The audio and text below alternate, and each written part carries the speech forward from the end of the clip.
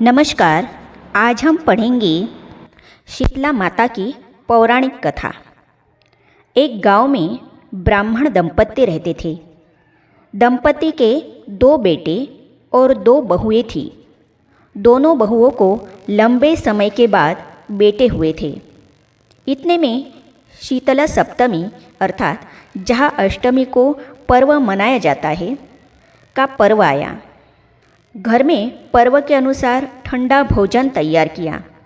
दोनों बहुओं के मन में विचार आया कि यदि हम ठंडा भोजन लेंगी तो बीमार होंगी। बेटे भी अभी छोटे हैं। इस कुविचार के कारण दोनों बहुओं ने पशुओं के दाने तैयार करने के बर्तन में गुपचुप 2 बाटी तैयार कर ली। सास बहू शीतला की पूजा करके आई। शीतला माता की कथा सुनी। बाद में सास तो शीतला माता के भजन करने के लिए बैठ गई। दोनों बहुएं बच्चे रोने का बहाना बनाकर घर आई।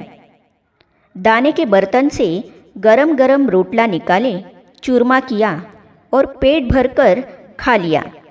सास ने घर आने पर बहुओं से भोजन करने के लिए कहा।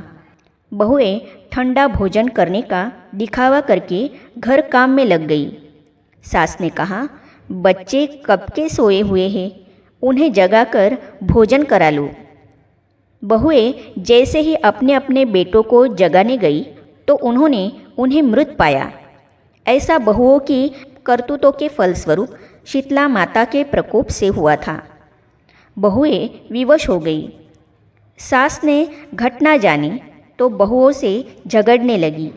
सास बोली कि तुम दोनों ने अपने बेटों की बदौलत शीतला माता की अवहेलना की है, इसीलिए अपने घर से निकल जाओ और बेटों को जिंदा स्वस्थ लेकर ही घर में पैर रखना। अपने मृत बेटों को टोकर में सुलाकर दोनों बहुएं घर से निकल पड़ी। जाते जाते रास्ते में एक जीर्ण वृक्ष आया। यह खेजड़ी का वृक्ष था। इसके नीचे ओरी शीतला दोनों बहनें बैठी थीं। दोनों के बालों में विपुल प्रमाण में जूं थी। बहुओं ने थकान का अनुभव भी किया था। दोनों बहुएं ओरी और शीतला के पास आकर बैठ गई। उन दोनों ने शीतला ओरी के बालों में से खूब सारी जूं निकाली। जूओं का नाश होने से ओरी और शीतला ने अपने मस्तक में शीतलता का अनुभव किया। कहा, तुम दोनों ने हमारे मस्तक को शीतल ठंडा किया है, वैसे ही तुम्हें पेट की शांति मिले। दोनों बहुएं एक साथ बोली कि पेट का दिया हुआ ही लेकर हम मारी मारी भटकती है, परंतु शीतला माता के दर्शन हुए नहीं हैं। शीतला माता ने कहा कि तुम दोनों पापिनी हो, दुष्ट हो, दुराचारिणी हो। तुम्हारा तो मुँह देखना भी योग्य नहीं है। शीतला सप्तमी के दिन ठंडा भोजन करने के बदले तुम दोनों ने गरम भोजन कर लिया था।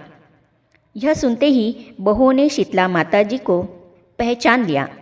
देवरानी जेठानी ने दोनों माताओं को वंदन किया। गिड़गिड़ाते हुए कहा कि हम तो भोली भाली है, अनजाने में गरम खा लिया था। आपके प्रभाव को हम जानती नहीं थी। आप हम दोनों को क्षमा करें। पुनः ऐसा दुष्कृत्य हम कभी नहीं करेंगी।